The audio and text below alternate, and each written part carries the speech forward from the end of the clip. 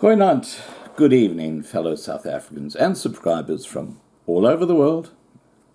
Here's a shout out to you guys, okay?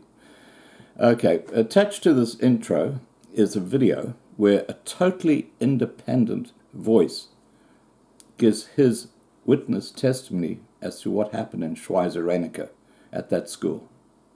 And he totally endorses the teacher. I had a video up yesterday where this teacher says, hey, I did nothing wrong. And she didn't. And this fellow confirms it. You know what I find extraordinary? What I find absolutely extraordinary is the way the suggestion of racism at the school is the focus of the media attention.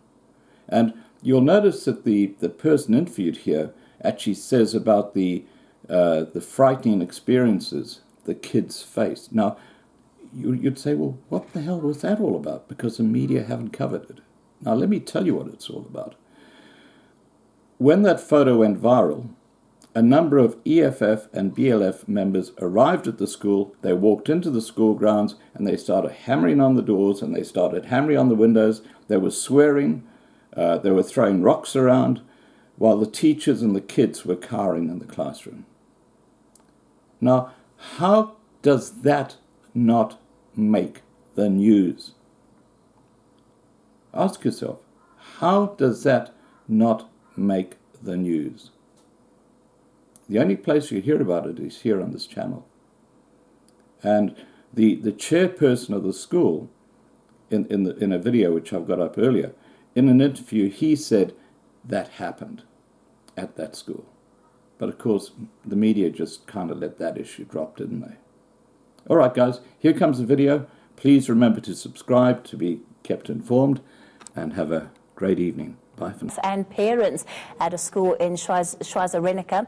Last week, a teacher was suspended after she found herself embroiled in a controversy over a picture showing black grade R pupils seated separately from their white classmates. ENCA's Linda Gulu joins us from Law School Schweizer-Reneke.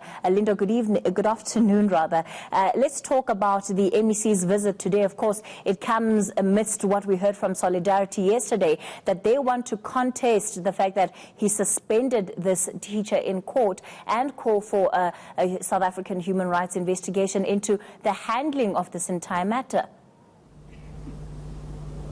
Well, Kathy, quite a stern, action that they're saying they're going to be taking, solidarity that is, and of course, Helena, the teacher who was suspended after that outbreak on social media of that photo that showed a separation between black pupils as well as white pupils. But of course, the MEC today is here, we understand, to engage with the different stakeholders in this particular school. We understand, in fact, that right now he is in the office of the principal and speaking to some of the parents that were affected by this. But I am joined by Tabiso, who is the parent of one of those pupils that was depicted in that photo, and he's just going to take us through the experience here. We understand, Tabiso, that you were in fact inside the classroom when that photo was taken, but just take us through how this has been in terms of the reaction from the community about this photo.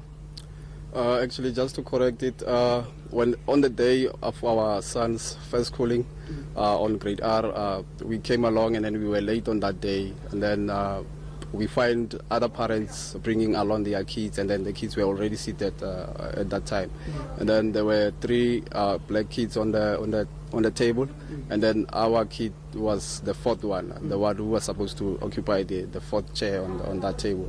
And then it happened that way, and then we happened to ask the teacher about the setup, but the teacher just told us no, that was the temporary setting, and then she's going to undo it during the course of the day. But the reason why she did that, it was just to introduce the kids to the like one, you understand, if I can put it so that the kids can be comfortable on their first day at school. So we took it as she explained it, by the way, yeah.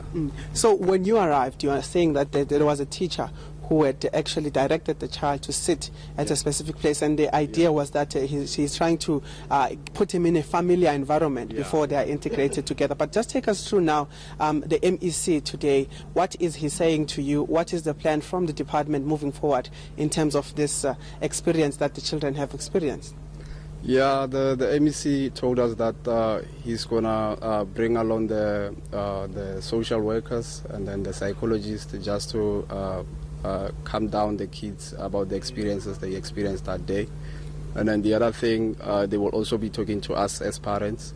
But to my knowledge and to my understanding, I think actually the Department of Education has gone too far with this matter.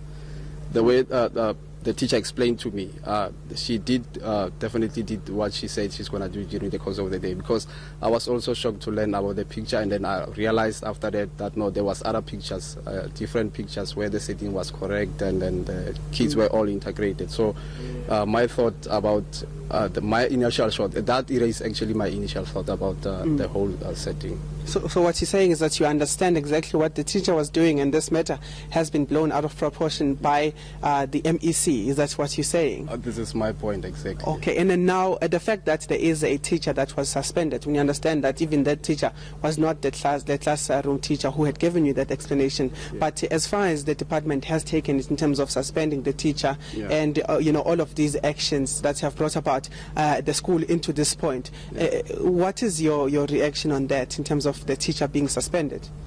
I think they must just bring the teacher back to school, and then if possible they can apologize to the teacher, because actually what she did, the wrong thing that she did is to take the picture. She did nothing else, and then she was seeing everything right about the picture. She didn't see anything wrong.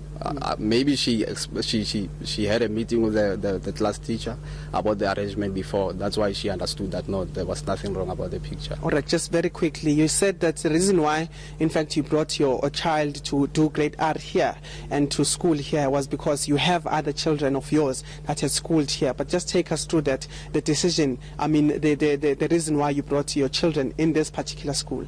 Yeah, when I relocated to Schweizer-Reneke from Joburg, from Pretoria, there was no class for my son, my firstborn here. So I decided to come along. I've been to other schools there in township and other school, all of the school around.